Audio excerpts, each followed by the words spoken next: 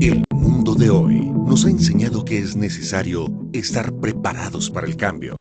El cambio es movimiento, el movimiento es vida.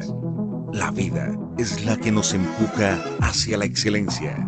La excelencia en salud al servicio de la comunidad.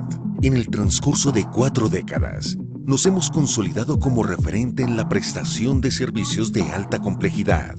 Para alcanzar nuestras metas, sustentamos nuestro trabajo en 4 pilares: la excelencia en la atención, la docencia, la investigación e innovación y la responsabilidad social.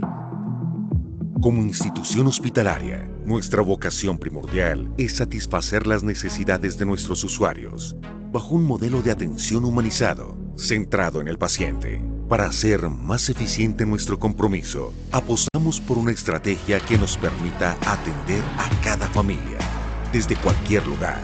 Por eso implementamos una ruta que nos conduce por el camino de la investigación y la innovación en el campo de la ciencia médica. No le tememos a los retos que nos plantea el día a día en nuestra labor.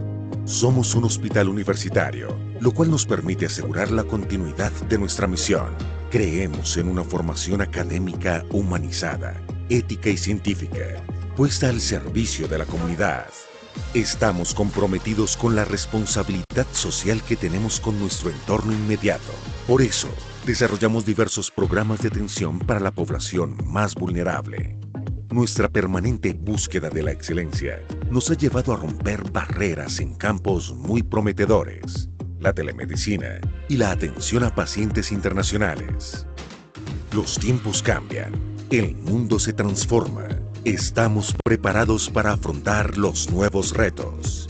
La innovación y la calidez humana hacen parte de nuestra existencia. Fundación Valle del Lili. Excelencia en salud al servicio de la comunidad.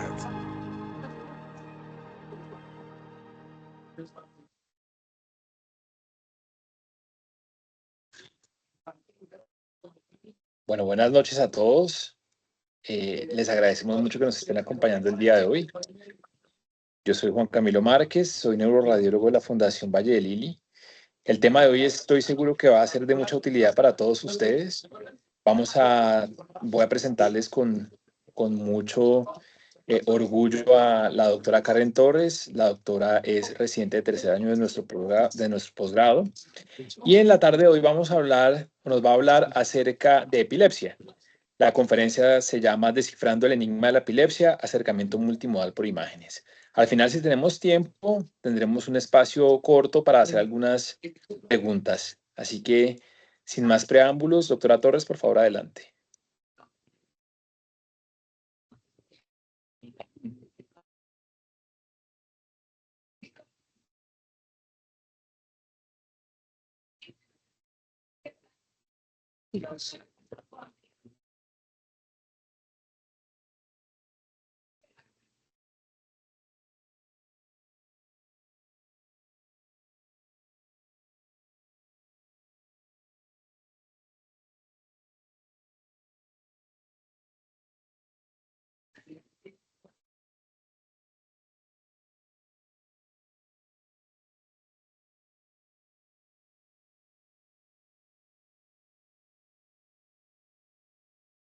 Buenas tardes, ¿me escuchan?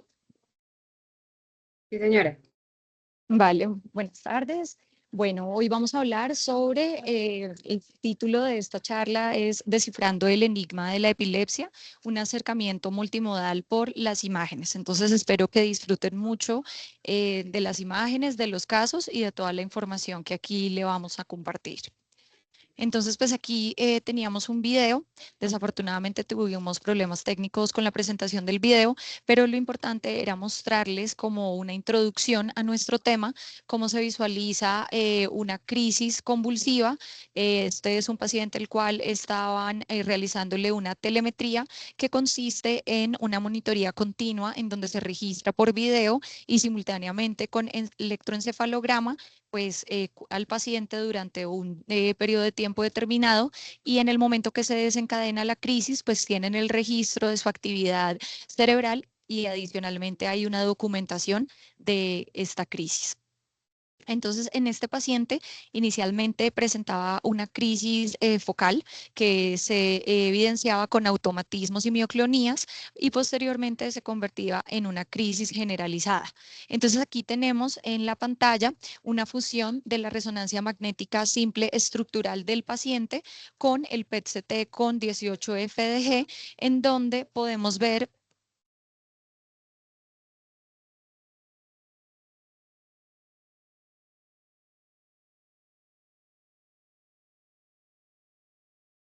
ay, perdón, disculpen.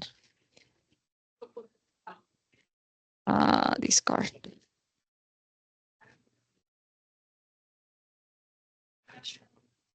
En donde podemos ver aquí en donde está señalado en el cuadrante superior en el lóbulo temporal derecho, se ve que hay un foco hipometabólico en donde pues se está evidenciando que es el lugar en el cual se está desencadenando el foco epileptogénico, que es el causante de estas crisis que presenta el paciente. Entonces, más adelante en la charla vamos a ver cuál es la importancia de todas estas multimodalidades, cómo se pueden emplear para el beneficio de los pacientes. Entonces, como introducción, tener que muy presente que en la epilepsia una imagen bien interpretada puede cambiar la historia clínica de un paciente, pero encontrar la lesión requiere entrenamiento y un contexto clínico detallado que pueda orientar al radiólogo para que sepa en dónde debe enfocarse principalmente para buscar dónde puede estar este foco epileptógeno. Entonces, a través de la charla vamos a hablar una breve introducción sobre este tema, los tipos de epilepsias que tenemos, las etiologías focales, los rol de las neuroimágenes. Dentro de estas vamos a hablar de la resonancia magnética funcional, vamos a hablar de la aplicación del PET-CT con 18 FDG y con el SPECT, y posteriormente vamos a ver una serie de casos que van a estar relacionados con patologías específicas para finalmente tener unas conclusiones y unos puntos claves para llevarnos a casa. Entonces, es importante saber que en las crisis epilépticas podemos encontrarnos con crisis que son provocadas, crisis que no son provocadas. Dentro de estas pueden haber crisis focales, pueden haber crisis generalizadas o pueden haber crisis desconocidas. Y dentro de las crisis focales podemos presentar crisis sin alteración del estado de conciencia y podemos encontrar algunas crisis que presenten alteración en el estado de conciencia del paciente. Entonces, importante saber que la epilepsia está definida como un desorden en donde se presentan 2 o más episodios convulsivos no provocados que se encuentran separados por un intervalo de 24 horas. La prevalencia de epilepsia activa está dada a nivel mundial entre un 6,38 por 100.000 individuos. Para la población colombiana es del 20 por cada 1.000 habitantes. Para la población pediátrica tenemos una incidencia del 0,5% al 1% y cerca del 25% de la población pediátrica afectada tiene epilepsia focal refractaria al tratamiento farmacológico. Es importante que tengan presente este término de epilepsia focal refractaria al tratamiento farmacológico porque más adelante vamos también a ahondar un poquito en él. Y la epilepsia resuelta es definida como la ausencia de convulsiones durante 10 años y por lo menos 5 años sin medicamentos. Entonces, para el diagnóstico de los diferentes tipos de crisis y de epilepsia, pues es muy importante integrar la clínica, el registro del electroencefalograma y las neuroimágenes, en donde pues nosotros como radiólogos jugamos un rol muy importante. Entonces, dentro de los tipos de epilepsia, tenemos esta gráfica de la ILAE, que es la Liga Americana contra la Epilepsia, en donde vemos que hay tipos de crisis como de inicio focal, de inicio generalizado o de inicio desconocido. Luego tenemos unos tipos de epilepsia como son focales, generalizadas, unas combinadas, que pues es la mezcla entre generalizadas y focales, y tenemos otras de etiología desconocida. Y finalmente podemos encontrarnos con los síndromes epilépticos.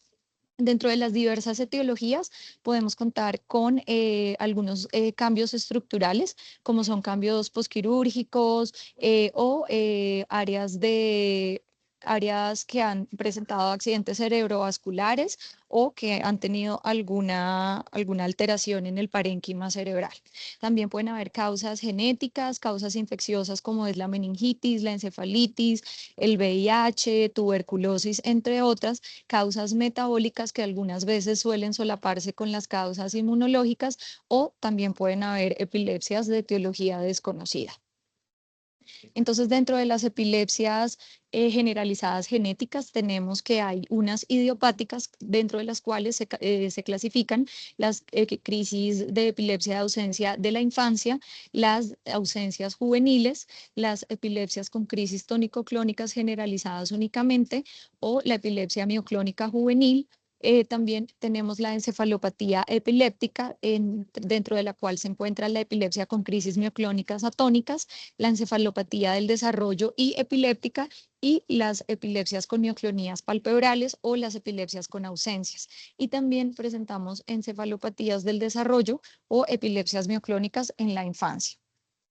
Entonces, para hacernos un poquito una idea de este flujograma, pues entonces tenemos un paciente que presenta una crisis convulsiva, y pues aquí es muy importante tener en cuenta algo de historia del paciente, cuáles son los síntomas prodrómicos, saber cuál es la perspectiva que tuvieron los testigos que presenciaron la crisis, o incluso la del paciente, para que explique cuáles fueron los síntomas con los cuales empezó la crisis, tener pues claro cuánto fue la duración de la misma, cuál era el estado posictal del paciente, si hubo alguno desencadenante con la cual la asociaran, si había tenido episodios previos similares, si el paciente presentaba algún factor de riesgo, y ojalá que se pudiera tener acceso a un video en el cual se logre documentar cómo se presentó la crisis. En cuanto al examen físico, pues si el paciente se encuentra focalizado, mirar si tiene alguna característica dismórfica, si tiene manifestaciones cutáneas o cosas que de pronto puedan ayudar a guiar un poco hacia cuál puede ser la posible etiología. También es muy importante tener en cuenta que existen unos mimics muy comunes que se pueden confundir en algunos casos con episodios convulsivos, como lo son los síncopes, los accidentes isquémicos transitorios, los episodios de migraña, los desórdenes del movimiento, la parasomnia o un evento psicótico. Y finalmente, después de obtener toda esta información, es importante siempre que los pacientes sean llevados a pruebas diagnósticas que sí o sí deben incluir un electroencefalograma y una neuroimagen. Entonces, dentro de las etiologías, en esta gráfica vemos que tenemos como la principal etiología en la población pediátrica la displasia cortical focal. Tenemos las malformaciones vasculares, como son los cavernomas o las malformaciones arteriovenosas. Podemos tener pacientes con encefalocele, pacientes con complejo de paquigiria o polimicrogiria, y en la población adulta la principal causa es la esclerosis temporal mesial, y también podemos atribuirla a lesiones como tumorales, como el ganglioglioma, los DINET, los santoastrocitomas pleomórficos, los astrocitomas de bajo grado, siendo el ganglioglioma el segundo tumor que pues, se puede presentar, que puede desencadenar una crisis convulsiva. Entonces, ¿cuál es el rol de las neuroimágenes? Es muy importante, pues, digamos, inicialmente, hacerle una tomografía computada simple de cráneo al paciente para descartar que no haya la presencia de un sangrado, que no haya una lesión tumoral de un tamaño importante y o calcificaciones que la estén desencadenando. Esto también ayuda a determinar cuál es el riesgo de recurrencia que presenta este paciente, y también nos sirve para identificar si tiene una etiología estructural y establecer cuál es el pronóstico a largo plazo. La resonancia magnética estructural asociada a la telemetría determinan si este paciente tiene una indicación quirúrgica y cuál podría ser su pronóstico posterior a este procedimiento. Entonces, hay estudios que han mostrado que hay una concordancia entre esta resonancia magnética estructural y la telemetría con la resección quirúrgica hasta en un 82%, en donde son concordantes los exámenes que habían realizado previos al abordaje quirúrgico con lo que se encuentra intraoperatorio. La resonancia magnética, pues definitivamente ha revolucionado la habilidad de diagnosticar la causa de muchas formas de epilepsia, siempre y cuando se realicen con las secuencias adecuadas. La ayuda de las imágenes nucleares es muy importante, como el FDG-PET y el SPECT en pacientes con epilepsia resistente al manejo farmacológico y que han tenido una resonancia magnética ha sido catalogada como normal. Entonces, es importante saber cuál es la definición de la epilepsia resistente al manejo farmacológico, y es los pacientes que ya han sido tratados con 2 líneas de tratamiento farmacológico que han sido utilizados de manera simultánea o han sido utilizados de manera individual. Entonces, cuando a pesar de esto la epilepsia no se ha controlado, pues aquí se está determinando que el paciente está presentando una epilepsia resistente al manejo farmacológico. La resonancia magnética funcional es muy útil para determinar la lateralización del lenguaje y memoria, para asimismo diagnosticarla y plantear si existe o no indicación de realizar un abordaje quirúrgico y saber también cuál es el pronóstico que va a tener este paciente. Entonces, también existe en algunas ocasiones la patología dual como causante de las crisis convulsivas, y esto se refiere a los pacientes que presentan esclerosis hipocampal asociada a una patología que se encuentra ubicada por fuera del hipocampo, y que ambas son las responsables de que el paciente presente estos episodios convulsivos.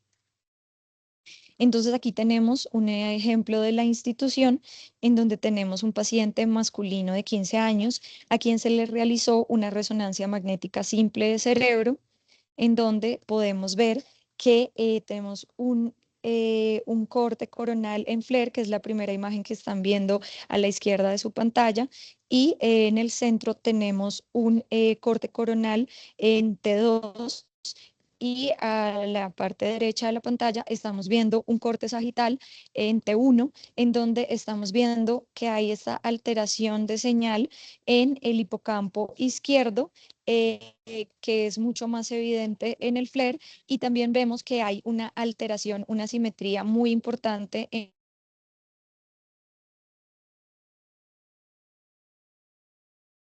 paciente en el lado izquierdo.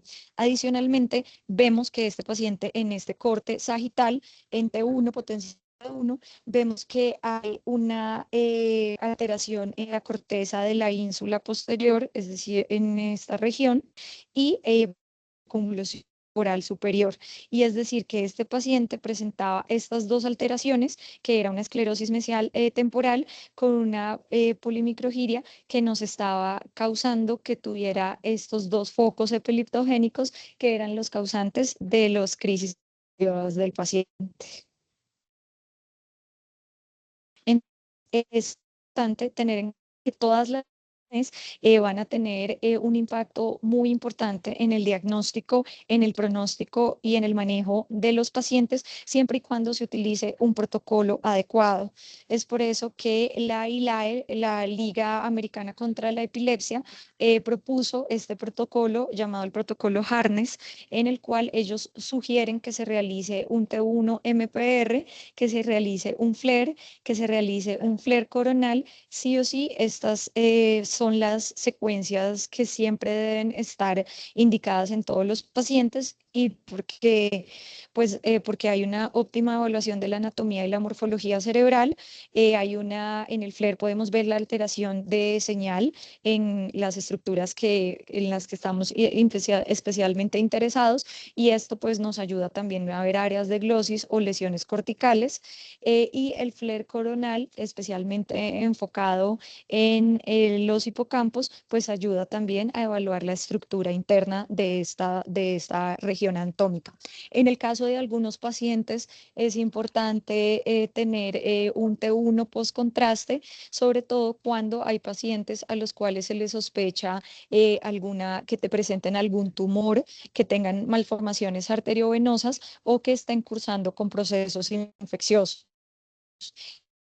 En algunos casos, cuando el paciente está cursando con una hemorragia venosa o que existen depósitos de hierro o calcificaciones, está indicado realizar la susceptibilidad y pues esto sobre todo es para, como les dije, descartar alguna de estas etiologías que sean las causantes de estas crisis convulsivas.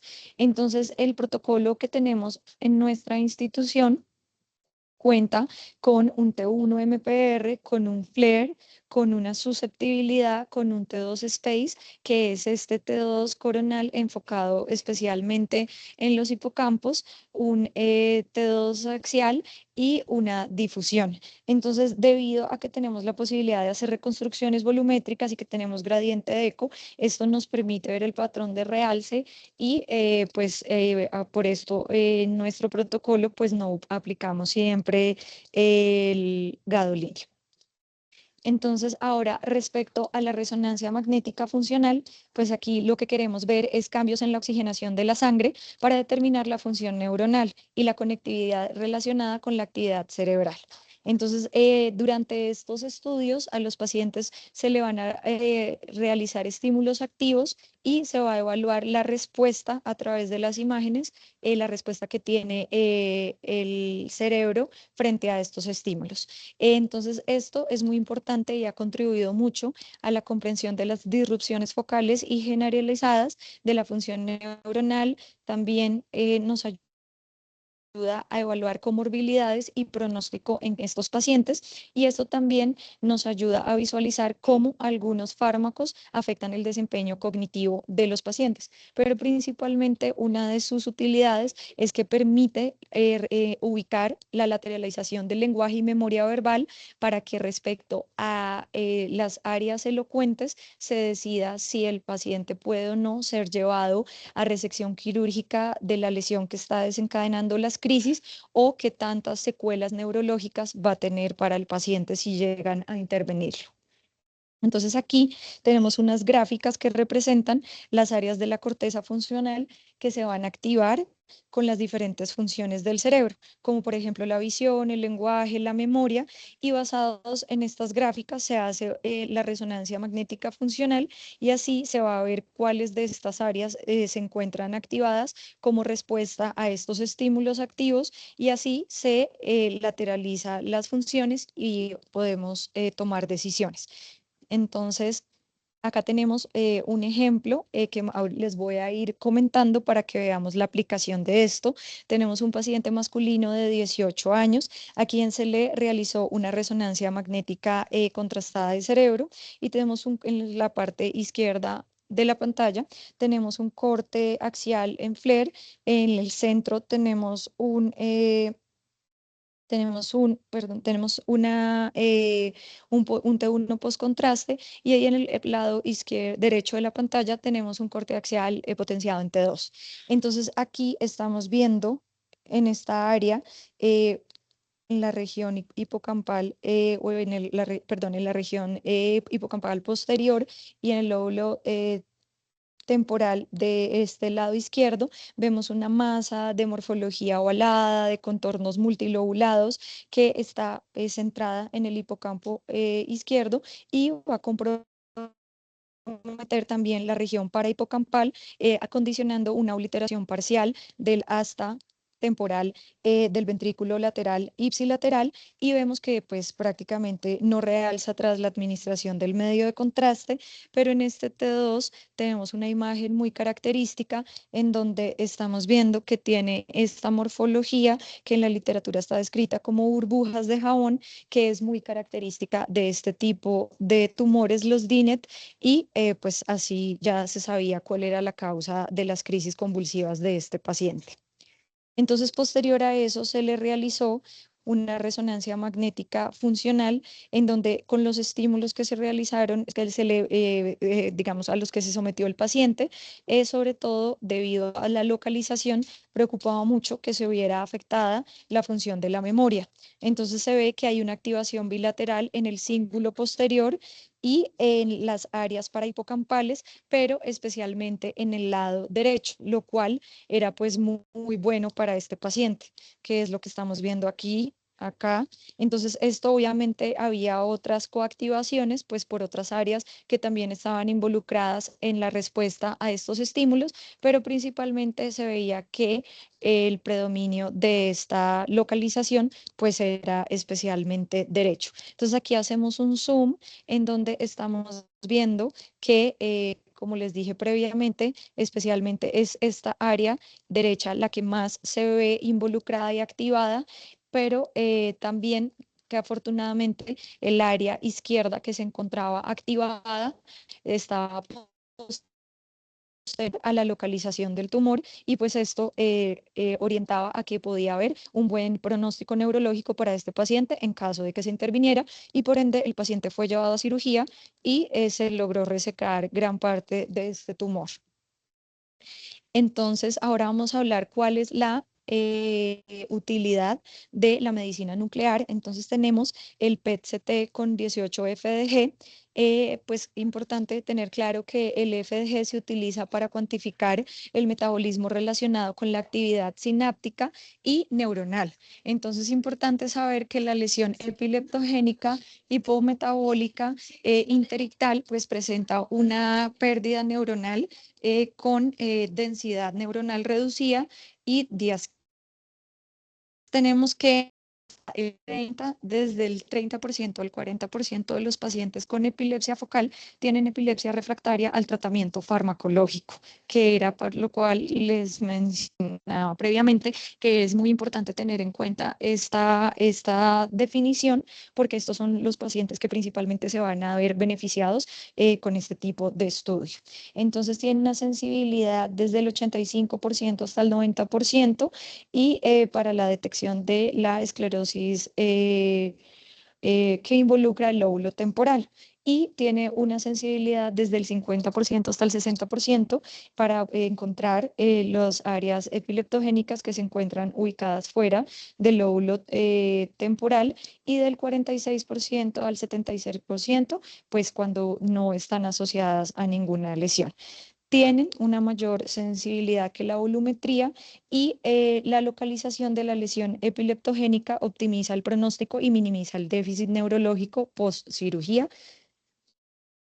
Listo. Entonces aquí tenemos unos ejemplos. Tenemos una paciente femenina de 18 años en donde estamos viendo un área hipometabólica ya les muestro acá, un área hipometabólica que es como esta área en donde vemos que hay una disminución importante de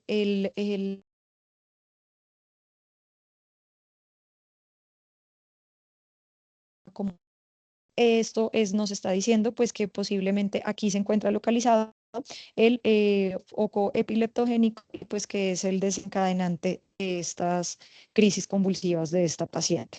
Entonces aquí tenemos una reconstrucción 3D en donde se ve de una manera más evidente estos focos, perdón, en donde se ve de una manera más evidente estos focos hipometabólicos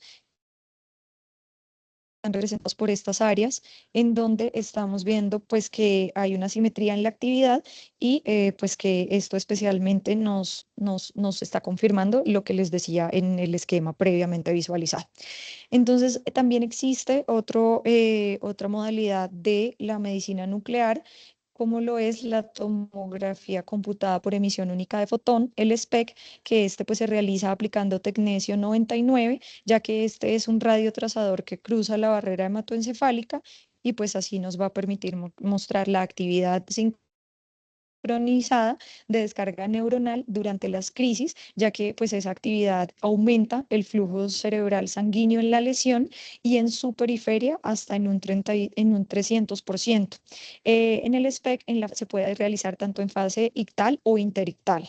Entonces, cuando se realiza en la fase ictal, pues muestra un aumento relativo de su sensibilidad que está entre el 70% y el 90%. Sin embargo, poco complejo realizarla en esta fase y cuando se realiza en fase interectal revela una hipoperfusión relativa comparada con el resto del tejido y aquí pues su sensibilidad sí es menor del 50%. Entonces,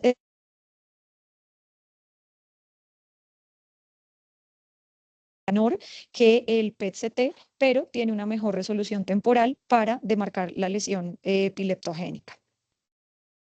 Listo, entonces aquí tenemos un ejemplo de una SPEC en donde estamos viendo que hay una extensa, perdón, que hay una extensa área de encefalomalacia. Estamos viendo aquí pues que ya se tenía conocimiento de la misma. Sin embargo, se ve que también luego de administrar el tecnesio hay una simetría en la actividad, siendo mayor en el lado izquierdo, especialmente en el cuadrante superior derecho, perdón, izquierdo ipsilateral, en donde pues estamos confirmando que aquí también había un área que estaba presentando menor y que tenía perdón, una mayor flujo y nos estaba mostrando pues que efectivamente era el área que se estaba encargando de desencadenar estos episodios. Entonces, este es un gráfico de un flujograma de cómo se deben estudiar estos pacientes, cómo se deben, digamos, hacer el estudio de diferentes modalidades de la manual, el cual fue publicado en enero de este año en la revista Radiographics, en donde pues logra establecer qué pacientes pueden ser llevados o no a una intervención quirúrgica. Entonces ahora vamos a continuar con el contenido y seguimos con la epilepsia en patologías específicas. Vamos a empezar hablando de la epilepsia del lóbulo temporal. Entonces tener presente que es la epilepsia focal más común, que hay estudios que describen que hay una alta asociación entre los pacientes, entre la epilepsia de este lóbulo y los pacientes que en su infancia presentaron episodios convulsivos febriles, que fueron crisis prolongadas y adicionalmente también cuando tienen un familiar de primer grado de consanguineidad que también presentaron estas crisis febriles.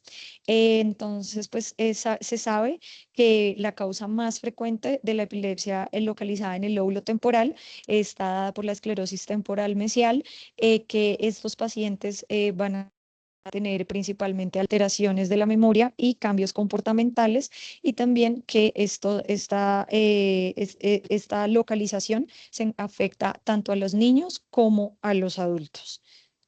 Y que existe, digamos, una diferente orden en el cual el hipocampo se va a ver alterado su ultraestructura con estas patologías. Karen, Entonces aquí espera un momento que las diapositivas se habían quedado pegadas, entonces no estábamos viendo lo que nos estabas explicando. Creo que ya. eh, ya estoy en un caso de esclerosis temporal mesial. ¿La ven? Estamos en la diapositiva de epilepsia del lóbulo temporal, donde sale el dibujo y al lado la anatomía.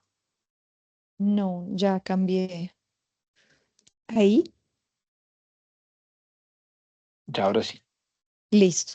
Entonces ahora continuamos con un caso de esclerosis temporal mesial, en donde tenemos una paciente femenina de 23 años, en donde tenemos de izquierda a derecha en sus pantallas una resonancia magnética de cerebro simple, tenemos un T2 axial, luego tenemos un FLAIR y en axial y luego tenemos un T2 coronal. Entonces aquí nuevamente vamos a ver que hay una alteración en la morfología del hipocampo izquierdo, la estamos viendo acá y acá. Y también estamos viendo en este flare de la mitad que hay una alteración importante en la intensidad de señal, siendo un poco más alta que resto del parénquima, y pues esto es mucho más evidente en el FLAIR, aunque pues se logra evidenciar en los test. Entonces, vamos a ver que principalmente los pacientes pueden o no presentar atrofia hipocampal, que es, pues, la pueden identificar también en el T1, y tenemos también que se ve una alteración en la intensidad de señal, va a haber una pérdida de la arquitectura que va a ser mucho más representativa en las secuencias potenciales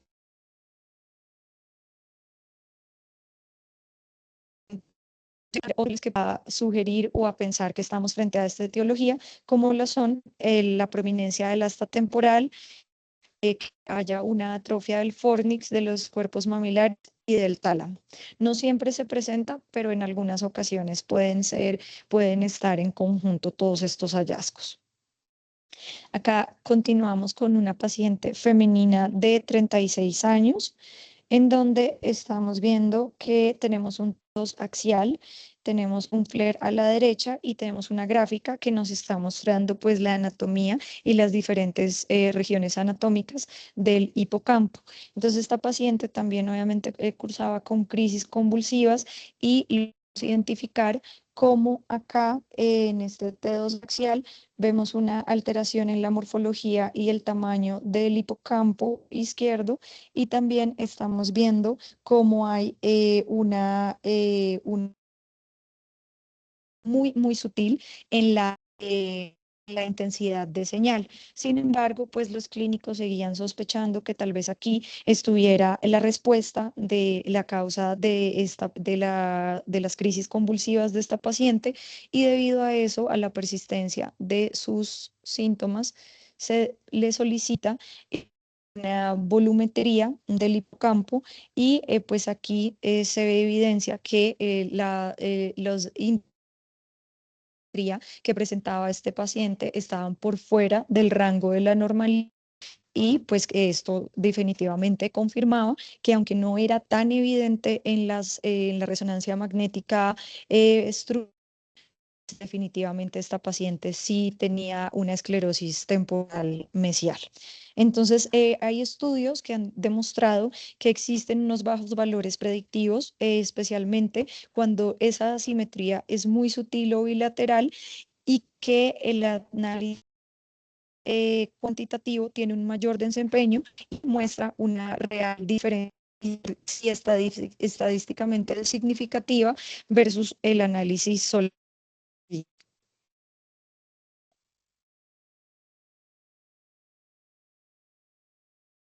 Mm. Bueno, aquí tenemos otro caso acompañante donde veíamos el caso de una paciente, perdón, de una paciente con atrofia facial, una paciente femenina de 70 años, en donde pasó exactamente lo mismo. Le realizó una resonancia magnética de cerebro simple, en donde se evaluaron las diferentes secuencias, todos space, el cual se encuentra enfocado en los hipocampos, y inicialmente se leyó como una resonancia magnética normal. Sin embargo, al momento de realizarle la volumetría, pues se dieron cuenta que definitivamente sí existía un índice de asimetría importante, y que la paciente presentaba una atrofia hipocampal, la cual estaba relacionada con sus crisis epilépticas. Entonces, dentro de las otras causas que tenemos en los pacientes que presentan crisis convulsivas, pues están algunas alteraciones morfológicas, como son las áreas de encefalomalacia, que se presentan posterior a un trauma o posterior al accidente cerebrovascular. Entonces, es importante tener en cuenta que las alteraciones estructurales posteriores a los accidentes cerebrovasculares son la causa más frecuente de la epilepsia adquirida en adultos mayores, y existe pues unas crisis o una epilepsia temprana que se ubica o se presenta en los primeros 7 días posteriores al accidente cerebrovascular, y esto se presenta en el 33% de los casos. Existe una epilepsia tardía que se presenta entre 1 y 2 semanas posteriores al accidente cerebrovascular, y esta es la más frecuente, que se presenta hasta en el 71,5% de los casos. Existe el SELECT Score, que es un score que los clínicos realizan para, de acuerdo si el accidente cerebrovascular fue hemorrágico o tuvo transformación hemorrágico, qué territorio vascular fue el causante de este accidente cerebrovascular, pues nos va a aumentar como el riesgo de que este paciente vaya a presentar episodios convulsivos secundarios a este accidente cerebrovascular. Entonces existen unos predictores en la resonancia magnética que nos pueden ayudar a inferir esto, como lo son que se encuentren comprometidos infartos, que se vean infartos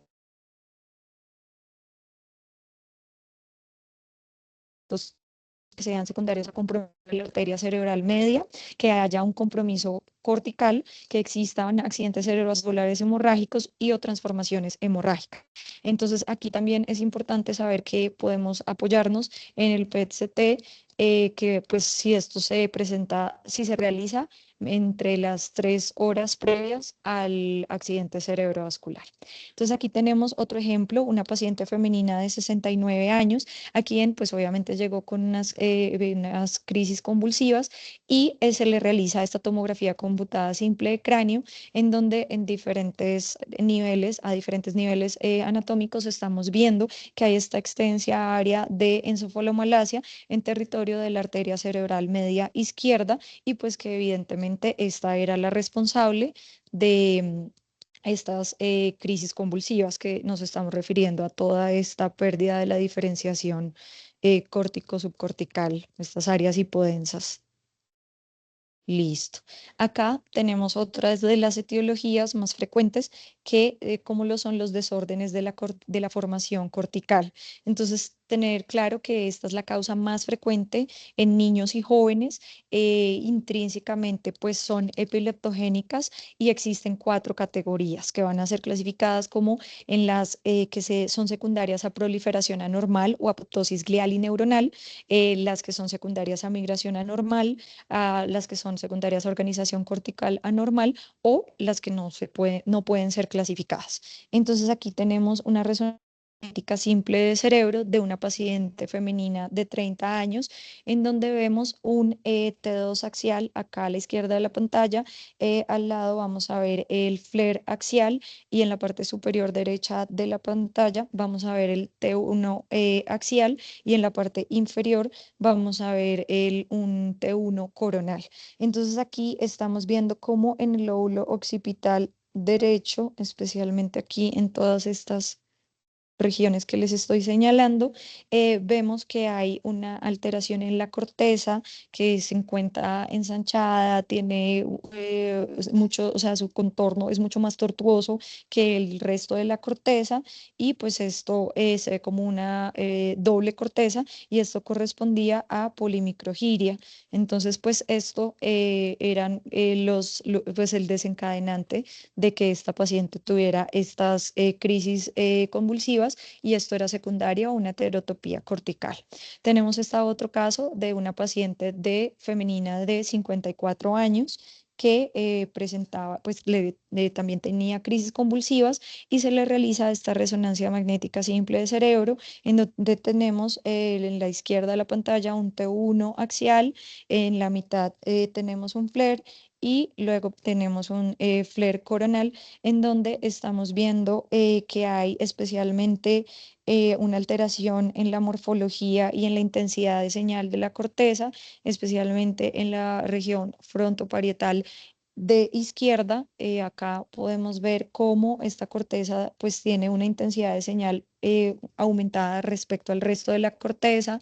Aquí en este flare vemos cómo hay esta área hiperintensa difusa que más o menos también se logra apreciar en el coronal, en donde pues esto es secundario al signo del trasmanto, que es muy característico de este tipo de displasias corticales 2B o de Taylor, y pues esto era la causa de que la paciente presentara todos estos episodios convulsivos, ya que comprometía la sustancia blanca de la corona radiada y de la circunvolución precentral. Acá tenemos otro ejemplo de una paciente femenina de 3 años, en donde estamos viendo estos T1 axiales y este coronal en donde estamos identificando pues que tiene varias alteraciones en su desarrollo, como lo son la agenesia del cuerpo calloso. Estamos viendo que hay una pérdida importante del volumen para su edad y también vemos que hay polimicrogiria, especialmente en el lóbulo frontal y en la región perisilviana bilateral. Entonces, esto pues es el causante de que esta paciente presentara con sus crisis convulsivas. Acá tenemos otro ejemplo, una paciente femenina de 18 años. Ay, perdón.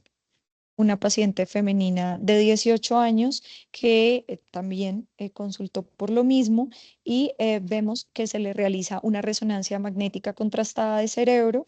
Tenemos el T2 axial, tenemos el T1 axial, tenemos el FLAIR axial y tenemos un T1 post-contraste en donde estamos viendo estos múltiples tubers que se encuentran localizados, pues están localizados en la región supra como infratentorial, solo que aquí estamos viendo la región supratentorial, los cuales realzan intensamente tras la administración del medio de contraste. Y aquí tenemos esta imagen típica que es característica en esta entidad, que es un tumor SEGA, y también presenta todos estos nódulos.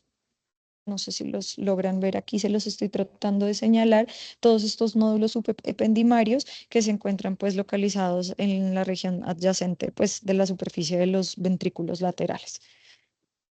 Tenemos otro caso de una paciente femenina de 60 años que también había consultado porque tenía una, una paciente polimórbida que tenía pues ya mucho compromiso de diferentes sistemas, debido a pues a su edad y a todo el tiempo que había cruzado con esta patología. Entonces estamos Karen, viendo de nuevo señor, estamos de nuevo estamos en la diapositiva de esclerosis tuberosa, no ha avanzado la presentación. pero de la paciente de 18 años o de 60 años, doctor. Ahora sí, vamos en el Ahora paciente sí, joven ya. Ajá. listo.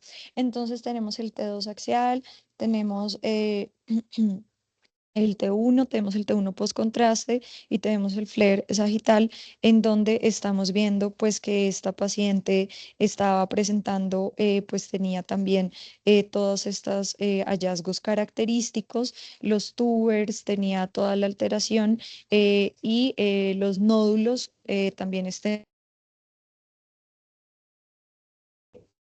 muy característico de estos pacientes en la región como del Nación. Y pues al llevar a hacerle una biopsia, pues finalmente se que era secundaria a una esclerosis tuberosa, que pues esto no es lo más frecuente porque es una patología que se sospecha y se diagnostica en la infancia, pero pues en esta paciente no se había identificado previamente. Acá tenemos, bueno, lo que les decía, también en el T1 post-contraste y en el FLAIR estamos viendo cómo tiene pues este gran tumor periventricular que realza tras la administración del medio de contraste y tenemos todos esos nódulos subependimarios y ese edema adyacente. Este es otro caso, es de un paciente masculino de 15 años que ingresó De por nuevo estamos, de urgencias nuevo estamos en la misma diapositiva, Karen, y el SEGA nunca apareció. acá, ahí tal vez, doctor. Ahí salió el SEGA, sí. Ok, listo. Avanza, Entonces, avanza porque ok, te volviste. ya avancé. No, aquí no, seguimos viendo el flare sagital de la señora de 60 años.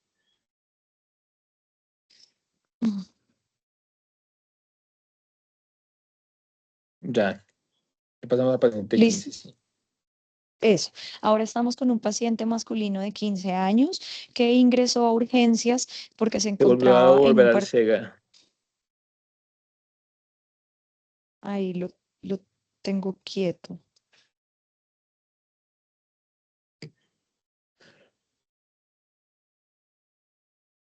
No ha pasado en la diapositiva.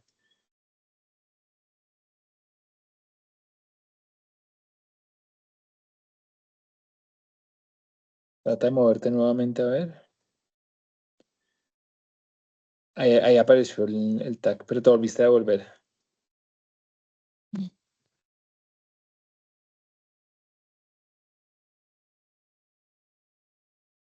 En mi pantalla estoy viendo el tag. ¿Ustedes no? No, sale la diapositiva del SEGA de la paciente con esclerosis tuberosa. Ahí. Ahí ya salió el tag. Ajá. Pero otra vez se devuelve Listo. a la misma de esclerosis tuberosa. Ahí sí aparece. Vamos a ver si no se devuelve.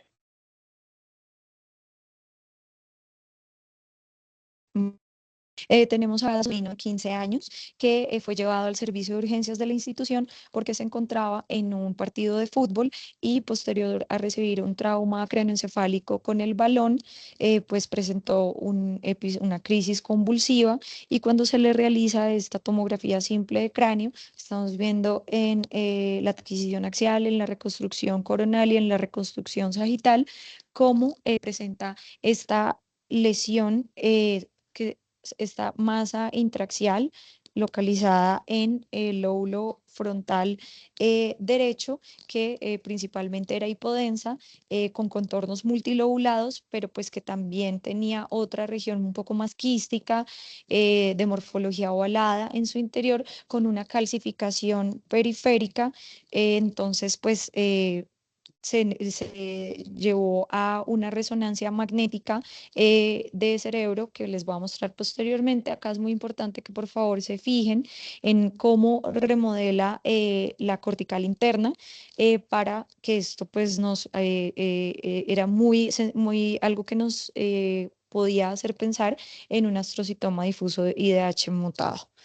Entonces, posteriormente, esta es la resonancia magnética contrastada de cerebro de este paciente, en donde nuevamente vemos aquí en este T2 axial, en este T1 axial, en este FLAIR y en este T1 postcontraste también axial, pues lo que estábamos viendo en la tomografía, pero con más detalle, que teníamos una lesión intraxial, una masa intraxial de morfología ovalada, de contornos bien definidos, multilobulados, con una región quística en su interior y pues que tenía un realce muy tenue periférico y pues que tenía edema adyacente y esto era entonces el paciente fue llevado a la resección quirúrgica y eso fue la patología que arrojó el espécimen que llevaron. Este es otro caso, es un paciente masculino de 15 años que le realizan esta resonancia magnética contrastada de cerebro en donde estamos viendo en la región, el lóbulo temporal derecho, en este T1 vemos aquí esta lesión, en este FLAIR y en este T1 post-contraste, pues estamos viendo cómo presenta esta lesión de morfología ovalada, de contornos bien definidos, que tenía una intensidad de señal heterogénea con un edema vasogénico adyacente, que lo estamos viendo acá, y tenía un intenso realce tras la administración del medio de contraste. Luego de que fue llevado a cirugía, la patología arrojó que era un ganglioglioma. Como les mencioné, esta es la segunda tipo de tumor que se asocia con la epilepsia secundaria a tumores. Esta es una paciente femenina de 43 años que estaba presentando también episodios convulsivos, por lo cual se le realiza esta resonancia magnética contrastada de cerebro, en donde vemos este T1 post-contraste, estamos viendo este FLAIR y estamos viendo esta susceptibilidad, en donde vemos en esta región mesial del lóbulo temporal derecho, vemos una lesión de morfología ovalada, de contornos bien definidos, que tiene presenta artefacto ferromagnético en la susceptibilidad. Vemos aquí que tiene un halo hipointenso, que es algo característico, y que tiene una morfología en crispeta, lo cual pues era concluyente con un cavernoma. Esta es una paciente femenina recién nacida de la institución que presentaba múltiples malformaciones y pues dentro de estas malformaciones, esta resonancia magnética simple de cerebro, se le realizan este T2 axial, este T1 axial y este T2 coronal, en donde se ve un defecto importante en el lóbulo temporal por el cual Karen, protruye. de nuevo tu imagen no avanzó. Estamos todavía viendo el cavernoma. Ya Ahí. ahí estamos otra vez en bebé. Ajá. Listo. Entonces se ve este defecto por el cual protruye pues una parte importante, casi todo el lóbulo temporal y pues esto es pues, el desencadenante de los episodios convulsivos de esta paciente y pues esto es un encefalocele. Este es un caso muy bonito que se publicó este año, se publicó en conjunto con el Servicio de Neurología y Radiología, en donde había el caso de una paciente femenina de 28 años, la cual pues presentaba episodios convulsivos, se le realiza una tomografía simple de cráneo y en esta adquisición axial se ve cómo este defecto en la pared anterior del ala mayor del esfenoides. Aquí en esta corte coronal potenciado en T2 se ve como en esta pequeña, no sé si se los puedo ampliar. Ay, no, disculpen, no. Bueno, entonces en esta se ve como, ay, perdón. Ya, como se ve que aquí hay una protrusión por donde ese defecto que veíamos en la adquisición axial de la tomografía, pues por ese defecto óseo había una protrusión del lóbulo temporal derecho. Acá en este CIS también nuevamente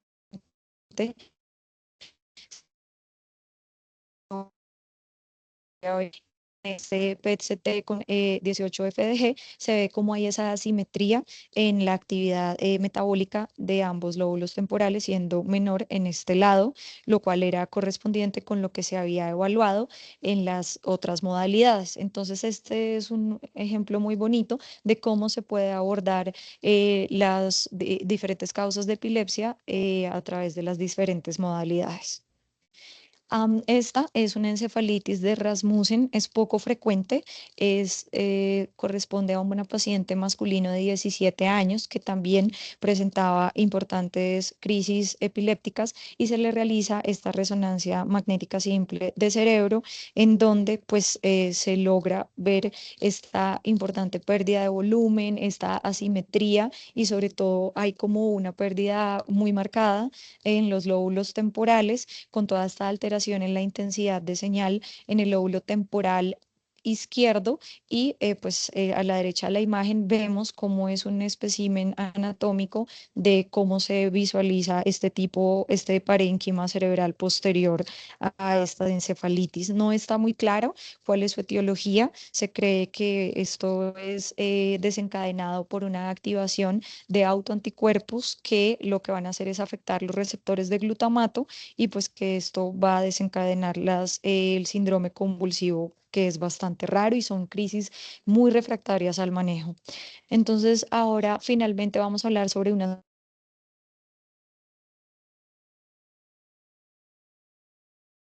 para finalizar, que una resonancia magnética negativa no va a descartar que el paciente curse con una epilepsia estructural, como lo vimos en algunos de los ejemplos. Los protocolos para epilepsia son específicos y por eso es muy importante que en las instituciones en donde se estén evaluando estos pacientes, pues traten de seguirse por el protocolo Harness para que así traten de garantizar que tengan un mejor rendimiento para encontrar los focos que desencadenan o son las causantes de estas crisis. Siempre es muy importante evaluar de manera detallada el aspecto mesial del lóbulo temporal, ya que, pues, como les compartí, es uno de los principales, digamos, lugares anatómicos en donde se encuentran los focos epileptogénicos y, pues, así vamos a saber si lo presenta o no. Importante que haya una correlación entre la clínica y la imagen, precisamente porque si en la orden de la neuroimagen hay un poco de la clínica y de la sospecha de la localización de acuerdo al tipo de crisis que presenta el paciente, pues esto nos va a orientar, obviamente, a que evaluemos todo el cerebro, pero que hagamos hincapié en algunas de las áreas de las cuales se está sospechando. También pues tener súper claro que el objetivo principal es identificar cuál es la lesión que está encadenando las crisis para asimismo mirar qué posibilidades tiene este paciente de ser llevado a una reacción de esta lesión. Entonces, esto es como algo para que nos llevemos a casa, que la epilepsia no se enfrenta con una sola imagen, se enfrenta con la integración del ojo entrenado, de un equipo multidisciplinario y de la tecnología al servicio de los pacientes. Esta es una bibliografía adicional por si les interesa revisarla y muchísimas gracias por asistir y por su atención. Disculpen los inconvenientes técnicos.